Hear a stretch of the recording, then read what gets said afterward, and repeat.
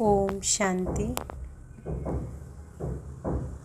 आज 23 जुलाई 2025 की साकार मधुर महावाक्य है। आज की मधुर महावाक्य में बाबा बोले, मीठे बच्चे, जब समय मिले तो एकांत में बैठ विचार सागर मंथन करो। जब समय मिले तो एकांत में बैठ विचार सागर मंथन करो। जो पॉइंट सुनते हो उसको रिवाइज करो।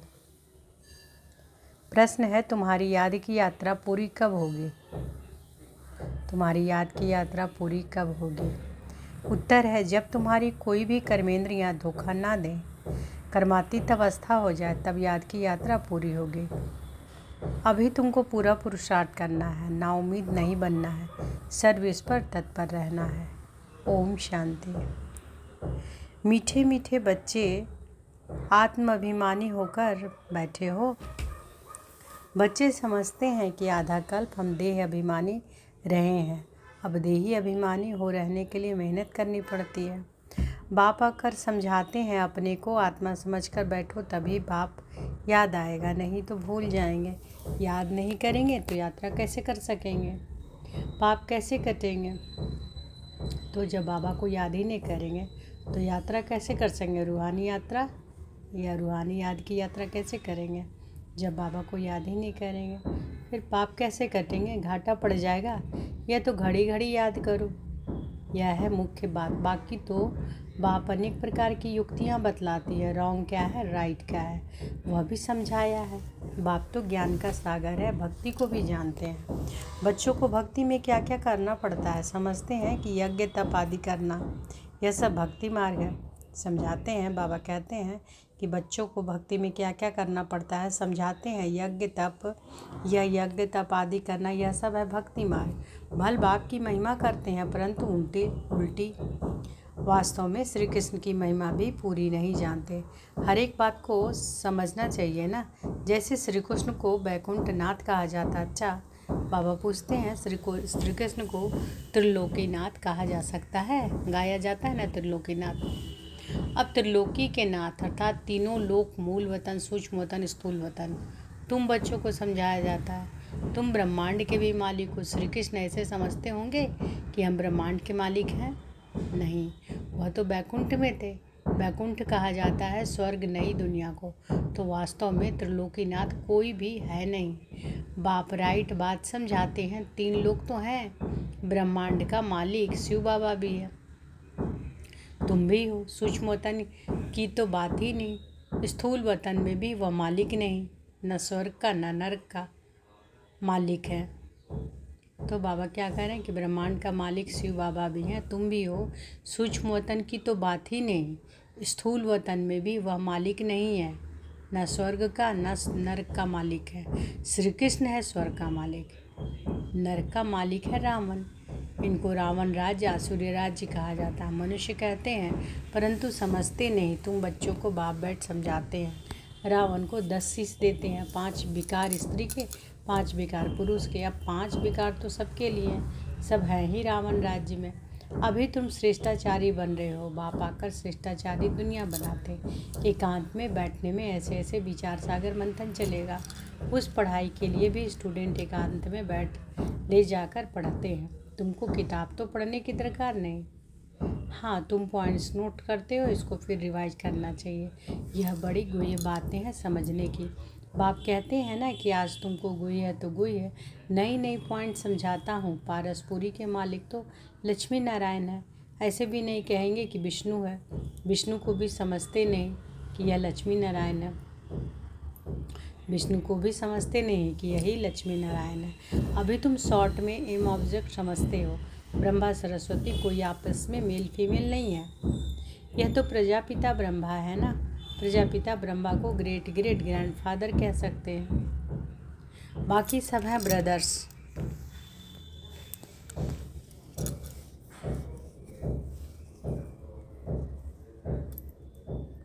इतने सब ब्रह्मा के बच्चे हैं, सबको मालूम है कि हम भगवान के बच्चे ब्रदर्स हो गए, परंतु वह है निराकारी दुनिया में। अभी तुम ब्राह्मण बने हो। नई दुनिया सतयुग को कहा जाता है। इनका नाम भी फिर पुरुषोत्तम संगम युग रखा है। सतयुग में होते ही हैं पुरुषोत्तम। यह बड़ी वंडरफुल बातें हैं। तुम नई बात तुम नई दुनिया के लिए तैयार हो रहे हो। इस संगम युग पर ही तुम पुरुषोत्तम बनते हो। कहते भी हैं कि हम लक्ष्मी नारायण बनेंगे। यह है सबसे उत्तम पुरुष। उन्हों को फिर देवता कहा जाता है। उत्तम से उत्तम नंबर 1 है लक्ष्मी नारायण, फिर नंबर बार तुम बच्चे बनेंगे। सूर्यवंशी घराने को उत्तम कहेंगे। नंबर 1 तो है ना। आहिस्ते आहिस्ते कला कम होती है। अभी तुम बच्चे नई दुनिया का मुहूर्त करते हो। जैसे नया घर तैयार होता है तो बच्चे खुश होते हैं, मुहूर्त करते हैं। तुम बच्चे भी नई दुनिया को देख खुश होते हो, मुहूर्त करते हो। लिखा हुआ भी है, सोने के फूलों की वर्षा होती है। तुम बच्चों को कितना खुशी का पारा चढ़ना चाहिए। तुमको सुख और शांति दोनों मिलते हैं। दूसरा कोई नहीं जिनको इतना सुख और शांति मिले। दूसरे धर्म आते हैं तो द्वैत हो जाता है। तुम बच्चों को अपार खुशी है। हम पुरुषार्थ कर उच्च पद पाएं। ऐसा नहीं कि जो तकदीर में होगा सो मिलेगा। पास होने होंगे तो होंगे, नहीं। तो बाबा कहते हैं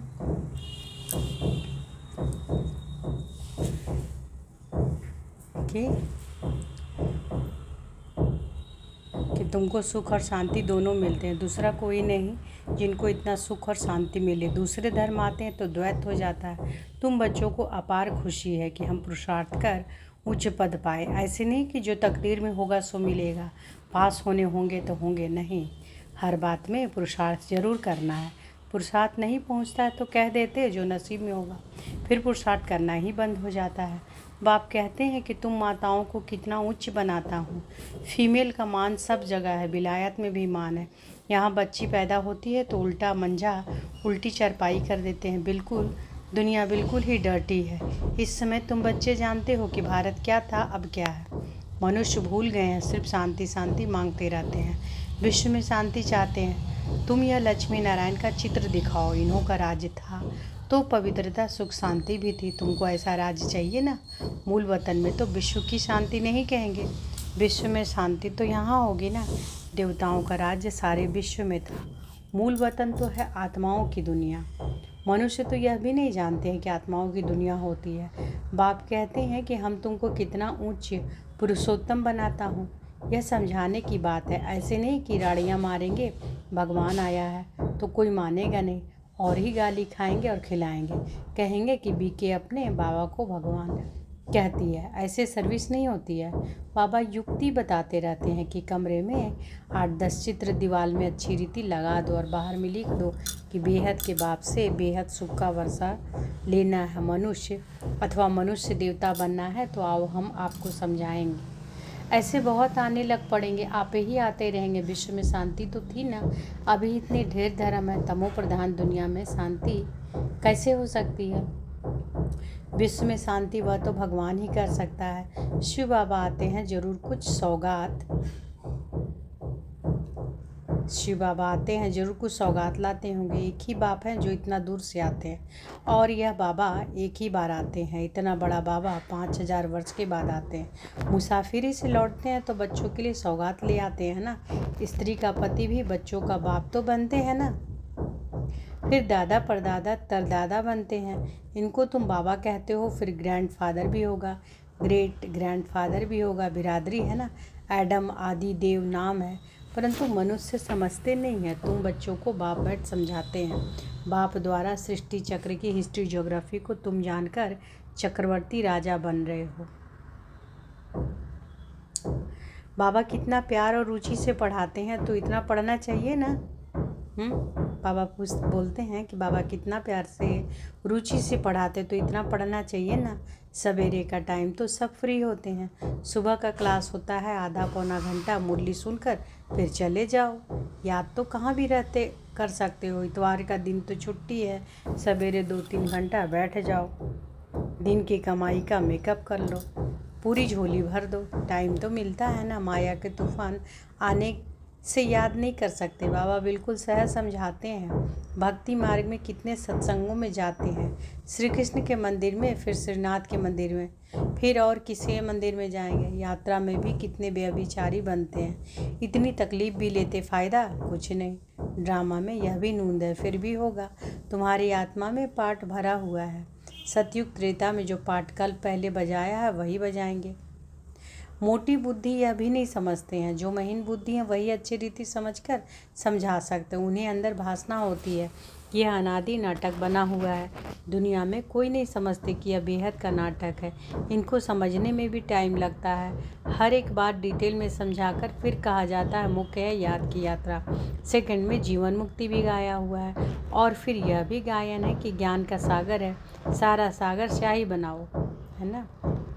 तो बाबा क्या है? ज्ञान के सागर, यह भी गायन है ना। तो सारा सागर को अगर स्याही बना ले, जंगल को कलम बना ले, धरती को कागज बनाओ, तो भी अंत नहीं आ सकती, है ना। बाबा का गायन में, बाबा की महिमा में, है ना। शुरू से लेकर तुम कितना लिखते आए हो, ढेर कागज हो जाए, तुमको कोई धक्का नहीं खाना है। मुख्य है ही अल्फ, बाप को याद करना है।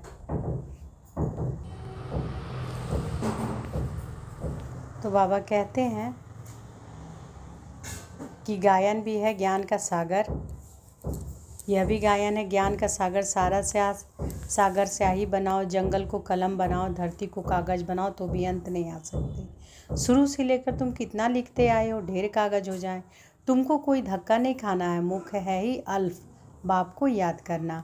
तो मुख्य क्या है? अल्फ यानी बाबा, बाबा को याद करना। यहाँ भी तुम आते हो शिव बाबा के पास, शिव बाबा इनमें प्रवेश कर तुमको कितना प्यार से पढ़ाते हैं, कोई भी बड़ाई नहीं। बाप कहते हैं मैं आता हूँ पुराने शरीर में, कैसे साधारण रीति शिव बाबा आकर पढ़ाते हैं, कोई अहंकार नहीं। बाप कहते हैं तुम मुझे कहते ही हो बाबा पतित दुनिया पतित शरीर में आओ, आकर हमको शिक्षा दो। सतयुग में नहीं बुलाते हो कि आकर हीरे जवाहरातों के महल में बैठो, भोजन आदि पाओ। शिव बाबा भोजन पाते ही नहीं, आगे बुलाते थे कि आकर भोजन खाओ, 36 प्रकार का भोजन खिलाते थे।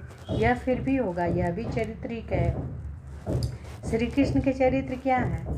वह तो सतयुग का प्रिंस है, उनको पतित पावन नहीं कहा जाता। सतयुग में यह विश्व के मालिक कैसे बने, यह भी अभी तुम जानते हो। मनुष्य तो बिल्कुल घोर अंधियारे में है, अभी तुम घोर रोशनी में हो। बाप आकर रात को दिन बना देते हैं। आधा कल्प तुम राज्य करते हो तो कितनी खुशी होनी चाहिए। तुम्हारी याद की यात्रा पूरी तब होगी जब तुम्हारी कोई भी कर्मेंद्रिया धोखा न दे, कर्मातीत अवस्था हो जाए, तब याद की यात्रा पूरी होगी। अभी पूरी नहीं हुई, अभी तुमको पूरा पुरुषार्थ करना है, नाउम्मीद नहीं बनना है। सर्विस और सर्विस, बाप ही आकर बूढ़े तन से सर्विस कर रहे हैं ना। बाप करण करावनहार है। बच्चों के लिए कितना फिक्र रहता है, यह बनाना है, मकान बनाना है। जैसे लौकिक बाप को हद के ख्यालात रहते हैं, वैसे पारलौकिक बाप को बेहद का ख्याल रहता है। तुम बच्चों को ही सर्विस करनी है। दिन प्रतिदिन बहुत सहज होता जाता है। जितना विनाश के नज़दीक आते जाएंगे उतना ताकत आती जाएगी। गाया हुआ भी है, भीष्म पितामह आदि को पिछाड़ी में तीर लगे। अभी तीर लग जाए तो बहुत हंगामा हो जाए, इतनी भीड़ हो जाए जो बात मत पूछो। कहते हैं ना कि माथा खुजलाने की फुर्सत नहीं है, ऐसे कोई है नहीं, परंतु भीड़ हो जाती है तो फिर ऐसे कहा जाता है जब इन्हों को तीर लग जाए तो फिर तुम्हारा प्रभाव निकलेगा। सब बच्चों को बाप का परिचय मिलना तो है। तुम 3 पैर पृथ्वी में यह अविनाशी हॉस्पिटल और गॉडली यूनिवर्सिटी खोल सकते हो। पैसा नहीं है तो भी हर्जा नहीं है, चित्र तुमको मिल जाएंगे। सर्विस में मान अपमान, दुख सुख, ठंडी गर्मी सब सहन करनी है। किसी को हीरे जैसा बनाना कम बात है क्या? बाप कभी थकता है क्या? तुम क्यों थकते हो? अच्छा, मीठे मीठे सिकी लदे बच्चों प्रति माता पिता बाप दादा का याद प्यार और गुड मॉर्निंग। रूहानी बाप की रूहानी बच्चों को नमस्ते। हम रूहानी बच्चों की रूहानी माता पिता बाप दादा को याद प्यार, गुड मॉर्निंग और नमस्ते नमस्ते नमस्ते। शुक्रिया बाबा, शुक्रिया। धारणा के लिए मुख्य सार। सवेरे के समय आधा पौना घंटा बहुत प्यार व रुचि से पढ़ाई पढ़नी है, बाप की याद में रहना है। याद का ऐसा पुरुषार्थ हो जो सब कर्मेंद्रियां वश में हो जाए। दूसरा है सर्विस में सुख दुख, मान अपमान, गर्मी ठंडी सब कुछ सहन करना है। कभी भी सर्विस में थकना नहीं है। 3 पैर पृथ्वी में भी हॉस्पिटल कम यूनिवर्सिटी खोल, हीरे जैसा बनने आने की सेवा करनी है। तो बाबा क्या बोल रहे हैं कि सर्विस में दुख सुख, मान अपमान, गर्मी ठंडी सब कुछ सहन करना, कभी भी सर्विस में थकना नहीं है। 3 पैर पृथ्वी में भी हॉस्पिटल कम यूनिवर्सिटी खोल, हीरे जैसा बनाने की सेवा करनी है। आज बाबा ने वरदान दिया है तो अनुभव करें कि बाबा का वरदानी हाथ मेरे सिर पर है और बाबा ने वरदान दिया। सच्चे आत्मिक स्नेह की अनुभूति कराने वाले मास्टर स्नेह के सागर भव। सच्चे आत्मिक स्नेह की अनुभूति कराने वाले मास्टर स्नेह के सागर भव। जैसे सागर के किनारे जाते हैं तो शीतलता का अनुभव होता है, ऐसे आप बच्चे मास्टर स्नेह के सागर बनो। तो जो भी आत्मा आपके सामने आए वे अनुभव करे कि स्नेह के मास्टर सागर की लहरें स्नेह की अनुभूति करा रही है, क्योंकि आज की दुनिया सच्चे आत्मिक स्नेह की भूखी है। स्वार्थी स्नेह देख देख उस स्नेह से दिल उपराम हो जाए। इसलिए आत्मिक स्नेह की थोड़ी सी घड़ियों की अनुभूति को भी जीवन का सहारा समझेंगे। स्लोगन है, ज्ञान धन से भरपूर रहो तो स्थूल धन की प्राप्ति स्वतः होती रहेगी। ज्ञान धन से भरपूर रहो तो स्थूल धन की प्राप्ति स्वतः होती रहेगी। अव्यक्त इशारे हैं, संकल्पों की शक्ति जमा कर श्रेष्ठ सेवा के निमित्त बनो। जैसे सतयुगी सृष्टि के लिए कहते हैं कि एक राज्य एक धर्म है, ऐसे ही अब स्वराज में भी एक राज अर्थात स्व के इशारे पर सभी चलने वाले हो। मन अपनी मनमत ना चलावे, बुद्धि अपनी निर्णय शक्ति की हलचल ना करे, संस्कार आत्मा को नाच नचाने वाला ना हो, तब कहेंगे एक धर्म एक राज्य। तो ऐसी कंट्रोलिंग पावर धारण कर लो, यही बेहद सेवा का साधन है। तो बाबा क्या बोल रहे हैं कि जैसे सतयुग में एक धर्म एक राज्य है, उसी तरह भी आत्मा बनकर, है ना, स्व पर राज करना है। ऐसा ना कि मन कहीं और अपना मन मत चलाए, बुद्धि कुछ और ही निर्णय शक्ति देकर हलचल में ले आए और संस्कार जो है वह नाच न जाने वाली हो, ऐसी ना हो। बाबा कहते हैं कि ऐसी कंट्रोलिंग पावर धारण कर लो, यही बेहद सेवा का साधन है। यानी आत्मा बनकर अपने मन बुद्धि संस्कार अपने ये पर कंट्रोल करना है। मनमत मन इधर उधर भागता ना रहे, व्यर्थ चिंतन ना करे, तो खुद पर राज करना है। आत्मिक भान में रहेंगे तभी तो हम अपने मन को बुद्धि को कंट्रोल कर पाएंगे। तो जब अभी कंट्रोल कर पाएंगे तब तो आगे करेंगे।